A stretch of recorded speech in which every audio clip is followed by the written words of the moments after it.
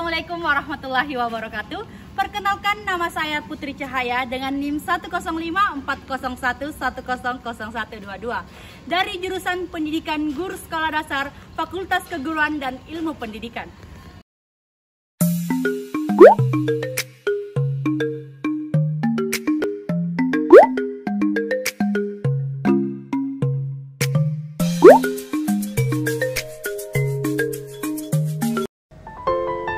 Halo teman-teman, di sini saya akan memaparkan hasil rangkuman saya dari kelompok 1 hingga 9. Judul kelompok pertama yaitu Konsep Dasar Manajemen Pendidikan. Konsep dasar manajemen pendidikan melibatkan perencanaan, perorganisasian, pelaksanaan, dan pengawasan berbagai aktivitas di lingkungan pendidikan untuk mencapai tujuan yang efektif dan efisien.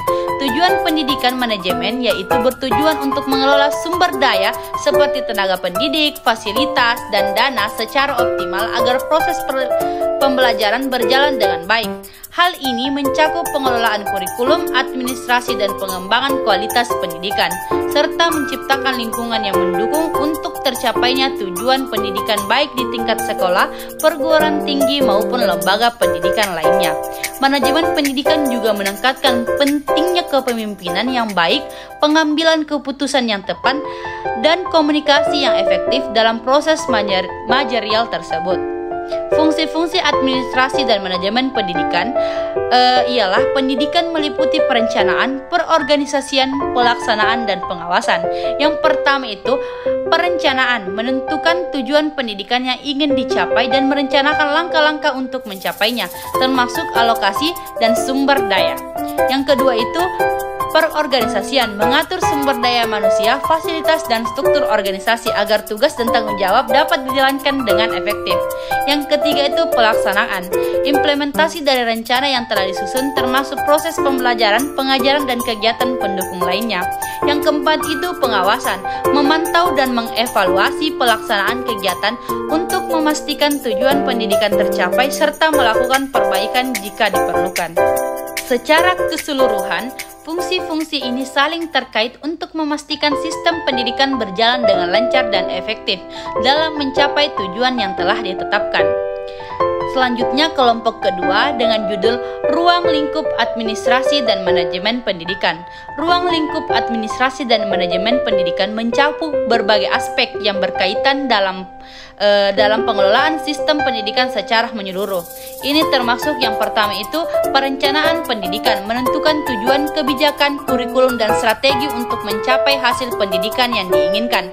Yang kedua pengelolaan sumber daya, mengelola sumber daya manusia seperti guru, staf, dan tenaga kependidikan, sarana dan prasarana, serta dana untuk mendukung proses pendidikan. Yang ketiga itu organisasi pendidikan, menyusun struktur organisasi di lembaga pendidikan, memastikan pembagian tugas dan alur komunikasi yang jelas. Yang keempat pengawasan dan evaluasi, memantau dan mengevaluasi pelaksanaan kebijakan pendidikan serta hasil pembelajaran untuk memastikan kualitas pendidikan tetap terjaga. Yang kelima itu pengembangan kualitas pendidikan, meningkatkan mutu pendidikan melalui pelatihan, pengembangan kurikulum, dan inovasi dalam metode pembelajaran. Secara keseluruhan, ruang lingkup ini mencakup segala aspek yang diperlukan untuk menciptakan sistem pendidikan yang efisien, efektif, dan berkualitas. Kelompok ketiga dengan judul Struktur Organisasi dalam suatu lembaga.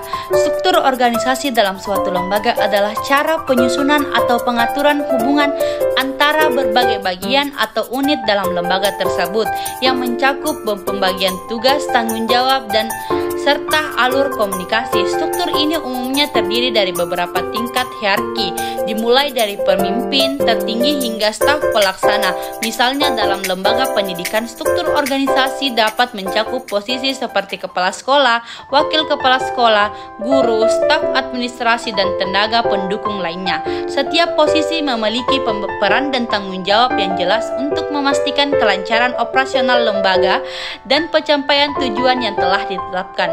Struktur organisasi yang baik memungkinkan koordinasi dan efisien dan pembagian tugas yang jelas di antara seluruh anggota lembaga. Supervisi pendidikan dan kepemimpinan pendidikan. Supervisi pendidikan adalah proses pengawasan dan bimbingan yang dilakukan oleh pihak yang berwenang, seperti kepala sekolah atau pengawas pendidikan, untuk memastikan kualitas dan efektivitas proses pembelajaran. Tujuan supervisi pendidikan adalah untuk meningkatkan kinerja guru, memperbaiki metode pembelajaran, dan mencapai tujuan pendidikan yang lebih baik melalui umpan balik konstruktif dan dukungan profesional. Kepemimpinan pendidikan merujuk pada kemampuan untuk memimpin dan mengarahkan lembaga pendidikan seperti sekolah atau perguruan tinggi untuk mencapai tujuan pendidikan kepemimpinan yang melibatkan pengambilan keputusan yang strategis, pemberian motivasi kepada staf dan siswa, serta menciptakan lingkungan yang mendukung pembelajaran yang efektif. Seorang pemimpin pendidikan harus mampu menginspirasi, mengelola perubahan, dan berinovasi untuk meningkatkan kualitas pendidikan. Selanjutnya, kepala sekolah sebagai administrator dan supervisor. Kepala sekolah sebagai administrator itu berperan dalam mengelola, mengorganisir semua aspek operasional sekolah seperti perencanaan anggaran, pengelolaan sumber daya manusia, peraturan jadwal, serta pengelolaan sarana dan prasarana. Tugasnya mencakup memastikan bahwa semua kegiatan di sekolah berjalan dengan lancar dan sesuai dengan kebijakan yang telah ditetapkan. Sebagai supervisor, kepala sekolah bertanggung jawab untuk melakukan pengawasan dan pembimbingan terhadap guru dan staf pendidikan.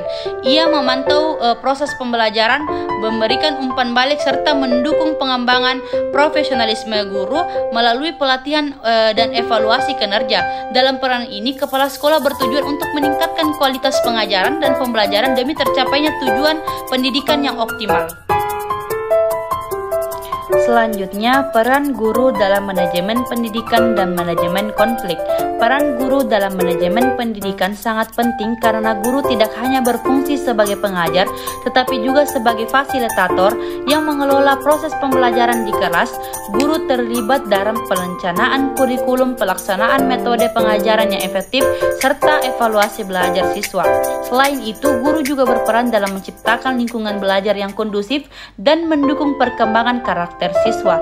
Dalam manajemen konflik, guru berperan sebagai mediator yang membantu menyelesaikan perselisihan atau ketegangan di antara siswa dan dengan guru. Guru harus memiliki keterampilan komunikasi yang baik dan kemampuan untuk menilai sesuatu dengan objektif serta mencari solusi yang adil dan konstruktif.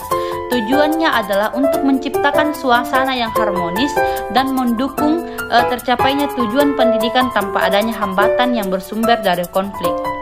Selanjutnya yaitu manajemen strategi peningkatan mutu pendidikan. Manajemen strategi peningkatan mutu pendidikan adalah pendekatan sistematis untuk merencanakan dan mengimplementasikan langkah-langkah yang bertujuan untuk meningkatkan kualitas pendidikan secara berkelanjutan.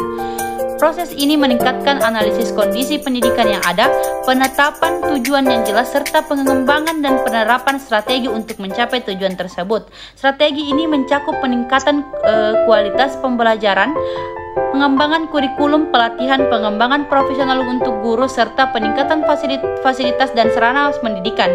Manajemen strategi ini juga melibatkan evaluasi berkala untuk menilai efektivitas tindakan yang telah dilakukan dan membuat penyesuaian bila diperlukan untuk memastikan mutu pendidikan terus meningkat. Pemaparan materi kelompok 9 dengan judul pengambilan keputusan dan pemecahan masalah. Pengambilan keputusan adalah proses memilih opsi terbaik dari beberapa alternatif untuk mencapai tujuan tertentu. Dalam konteks pendidikan, pengambilan keputusan melibatkan pertimbangan berbagai faktor seperti data, pengalaman, dan input dari berbagai pihak terkait untuk memilih solusi yang tepat dan efektif. Pemecahan masalah adalah proses identifikasi dan analisis masalah yang dihadapi, diikuti dengan pencarian solusi yang tepat dalam pendidikan. Ini sering melibatkan upaya mengatasi tantangan yang muncul, seperti kualitas kesulitan belajar siswa, kurangnya sumber daya, atau konflik antara pihak. Pemecahan masalah yang melibatkan pengumpulan informasi, analisis mendalam, serta penerapan solusi yang dapat memperbaiki situasi yang ada. Itu saja yang dapat saya sampaikan. Terima kasih. Kurang lebihnya mohon dimaafkan. Wassalamualaikum warahmatullahi wabarakatuh.